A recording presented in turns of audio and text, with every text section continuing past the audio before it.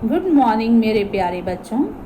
आज का मेरा विषय है स्वयं प्रकाश जी द्वारा रचित नेताजी का चश्मा कहानी से कुछ पंक्तियां लेकर के उसी पंक्तियों से पूछे जाने वाले कुछ प्रश्न।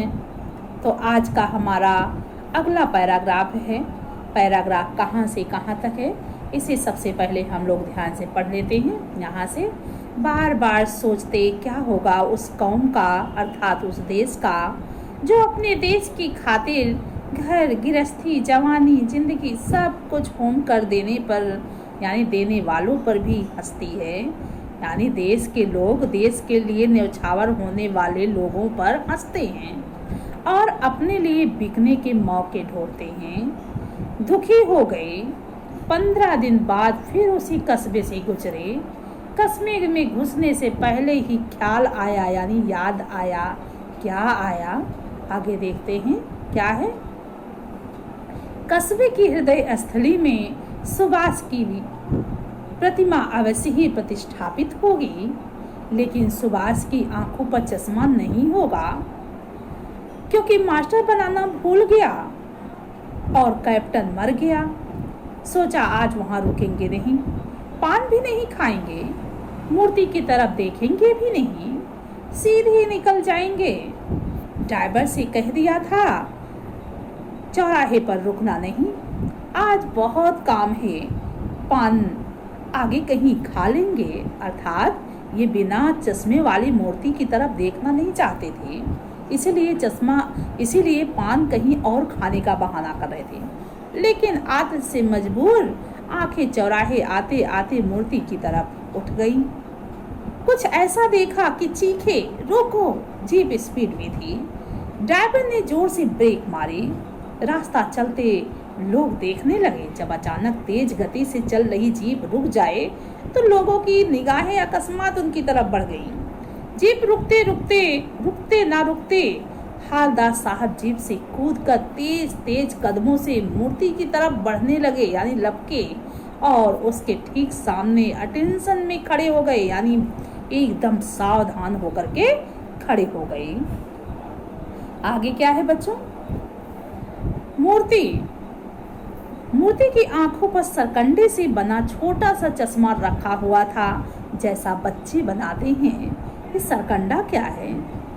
सरकंडा झुरमुट होता है, सरपत होता है। सरपत के बीच का भाग जो होता है उससे बच्चे कुछ करते हैं। कुछ लोग अलग अलग चीजें बनाते हैं तो बच्चे उससे चश्मा बनाए थे।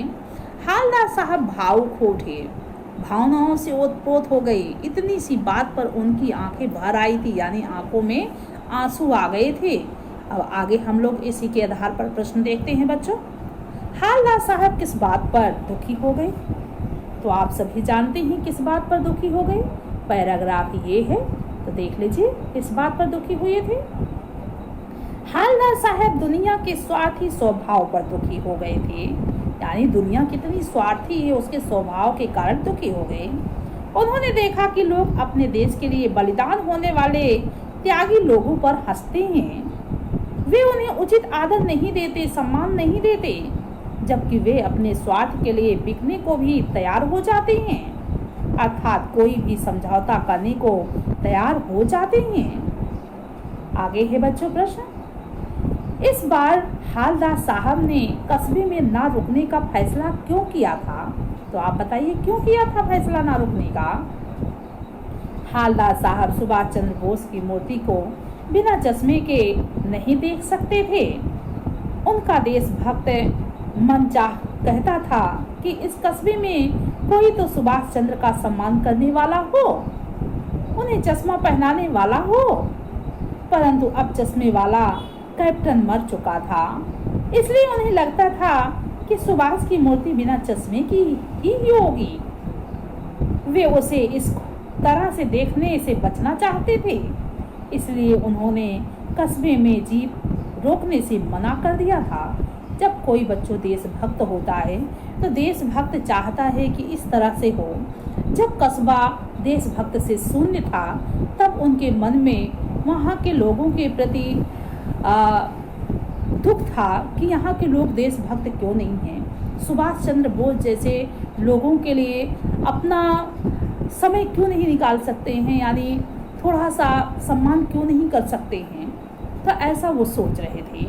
आगे क्या है बच्चों, हालदार साहब ने ना चाहते हुए भी मूर्ति को क्यों देखा था, आप ही बताइए। हालदार साहब सुभाष की बिना चश्मे वाली मूर्ति को नहीं देखना चाहते थे, इसलिए वे बरबस वहां से अपनी नजरें हटाना चाहते थे। परंतु मानव स्वभाव है कि जहां उसका मन बहुत झुकता है, उसे चाह कर भी कोई रोक नहीं पाता है। यानी मानव का स्वभाव ऐसा ही होता है कि जहां उसका मन बार बार लगता है, वहां वो चाहकर भी उससे नजरें नहीं हटा पाता है। यही हाल उनके साथ भी था। इसलिए स्वाभाविक लगाव के रूप में उन्होंने मूर्ति की तरफ देख ही लिया। अगला प्रश्न है बच्चों, हालदार साहब ने अचानक जीप क्यों रुकवाई?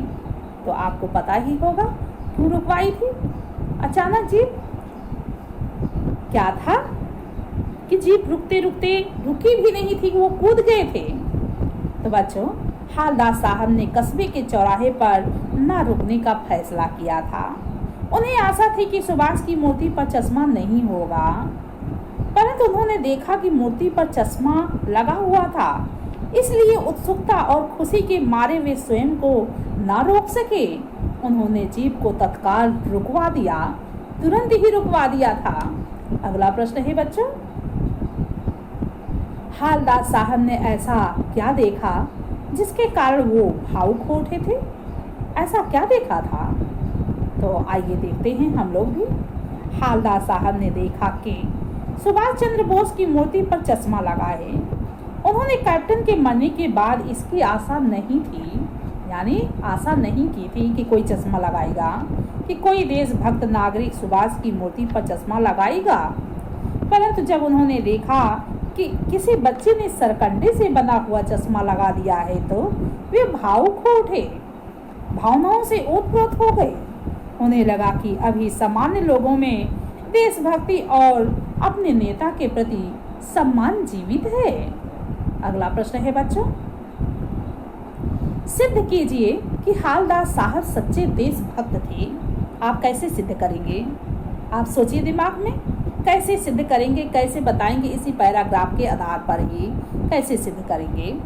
तो आंसर देख लीजिए। हालदार साहब सच्चे देशभक्त थे। क्या थे? सच्चे देशभक्त थे।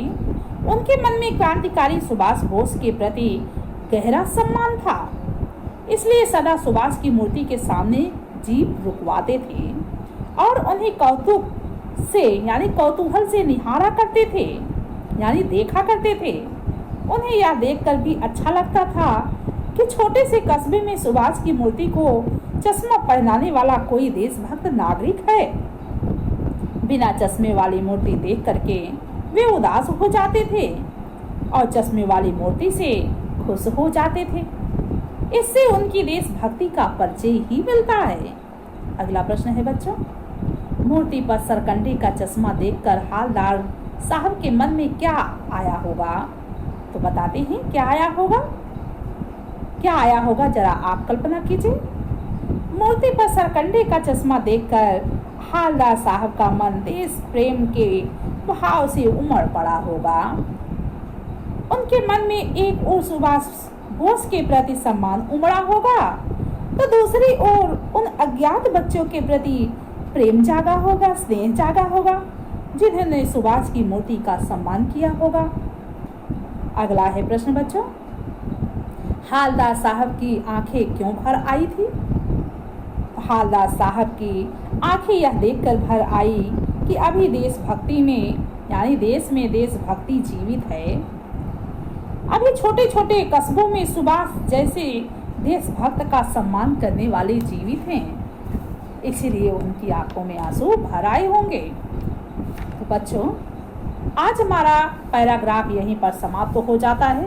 अब हम अगले वीडियो में लेकर आएंगे पाठ्य पुस्तक पर आधारित प्रश्न उत्तर। तब तक ले आप सभी पढ़ते रहिए, सुनते रहिए, वीडियो देखते रहिए और अपनी राइटिंग की प्रैक्टिस अवश्य ही कीजिए। हमारे कुछ बच्चे हैं जिनकी राइटिंग बहुत ही अच्छी है, उन्हें हम उम्मीद करते हैं कि अच्छे नंबर लाएंगे। लेकिन कुछ बच्चे हैं जिनकी राइटिंग अच्छी नहीं है, वो प्रैक्टिस करें बार बार। उन बच्चों का नाम हम अगर कहें तो जैसे आयुष हो गए, वानी हो गई, और अर्चिता हो गई, प्रिया हो गई, ये सारे बच्चे, संजना हो गई, ये सारे बच्चे हमारे बहुत ही अच्छे राइटिंग वाले हैं। तब तक के लिए आप सुनते रहिए, अपनी राइटिंग की प्रैक्टिस करिए। धन्यवाद।